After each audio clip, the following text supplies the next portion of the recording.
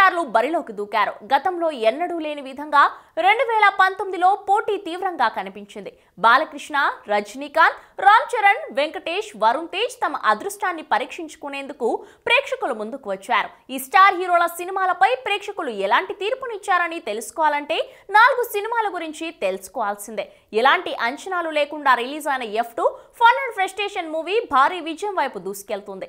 2 ఏళ్ల గ్యాప్ తర్వాత వచ్చిన వెంకటేష్ భారీ సక్సెస్ ను అందుకున్నారు. వరుణ్ తేజ్, తమన్నా, మెహ్రీన్ నటనకు మంచి మార్కులే పడ్డాయి. బాక్స్ ఆఫీస్ వద్ద సంచలన వసూళ్లను కలెక్ట్ చేస్తుంది. సంక్రాంతి బరిలో నంబర్ 1 గా నిలిచింది. ఎన్టీఆర్ జీవిత కథ ఆధారంగా ప్రతిష్టాత్మకంగా రూపొందిన ఎన్టీఆర్ కథానాయకుడు చిత్రం జనవరి 9వ తేదీన ప్రేక్షకుల ముందుకు వచ్చింది. క్రిష్ జాగర్లమూడి దర్శకత్వం వహించిన ఈ చిత్రం విమర్శకుల ప్రశంసలు అందుకుంది. కానీ కలెక్షన్ల పరంగా బాక్స్ ఆఫీస్ వద్ద ప్రభావం చూపలేకపోయిందనే మాట వినిపిస్తోంది. రంగస్థలం సినిమా తర్వాత రామ్ చరణ్, బోయపాటి కాంబినేషన్ లో వచ్చిన వినయ విధేయరామ చిత్రంపై భారీ అంచనాలు పెరిగాయి. అభిమానుల అంచనాలను ఈ సినిమా అందుకోలేకపోయింది. Cinema first half feel good గా ఉన్నప్పటికీ సెకండ్ హాఫ్ లో యాక్షన్ సీన్లు ప్రేక్షకులను నిరాశను కలిగించాయి.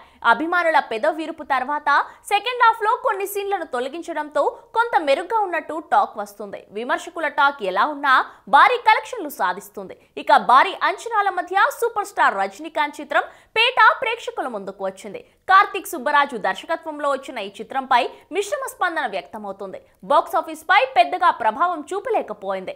ఈ సినిమాలో రజనీకాంత్ మ్యాజిక్ కనుమరుగైపోయిందనే మాట వినిపిస్తోంది. హలో, మిమ్మల్నే. యోయో టీవీ యాప్ డౌన్లోడ్ చేసుకున్నారా? ఇంకా లేదా?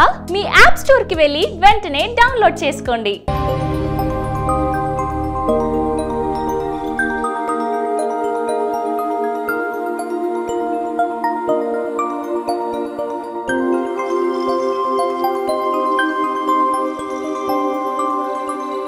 ఈ వీడియో గనుక మీకు నచ్చినట్లయితే లైక్ చేయండి, షేర్ చేయండి అండ్ సబ్స్క్రైబ్ చేయండి.